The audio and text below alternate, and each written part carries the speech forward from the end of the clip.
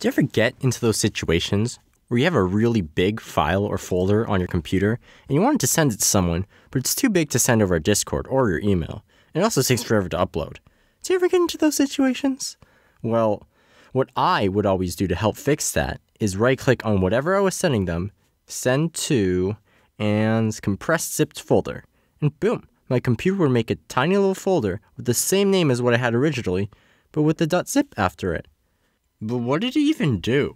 In terms of what it actually does, it made the original folder or file take up less space than it did before.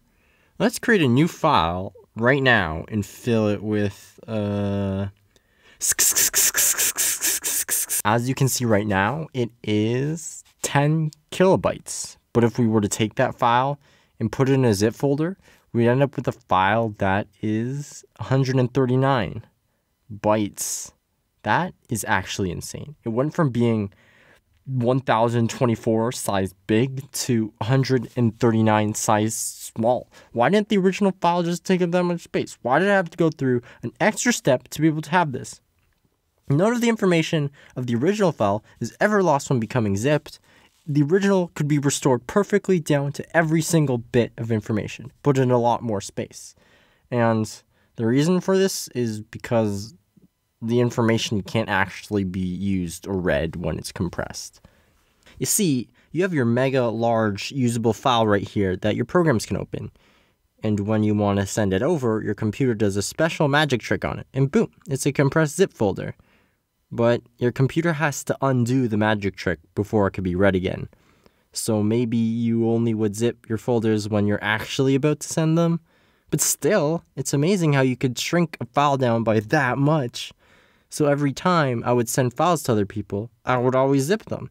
Well, I would always zip them, that is, until one fateful day.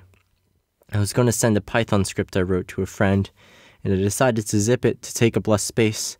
And lo and behold, what it actually did was actually make it take up more space. And this was the day compressed folders broke my heart. I trusted you, and you betrayed me. All I could do was wonder why. Why did it make it bigger? What's even the point of zipping it at that point? But to understand how a zipped folder can make something bigger, we have to understand how zipped folders make things smaller to begin with. Okay. Let's start by taking the sentence baby shark do and see if we can notice any patterns. Well, there seems to me that the word do repeats a lot, and a computer would probably notice a similar pattern. Now, in essence, what a zip file will do is it'll make a little dictionary of all the repeating patterns it sees, in this case, do, and replace every instance of that with a really, really small reference value for the pattern it found.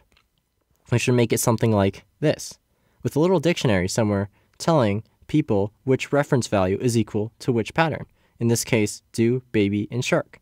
And hey, this is a lot smaller than the original baby shark do. And it also worked great for my 10 kilobytes of which was literally just 5,120 of the same 2 bytes over and over. Because my file had a really obvious pattern, it was able to compress it to just 139 bytes, which includes the shortened file and the dictionary. But for some reason, it didn't like my Python script. And to find out why my Python script actually got larger, I made this little testing ground with 3 different files.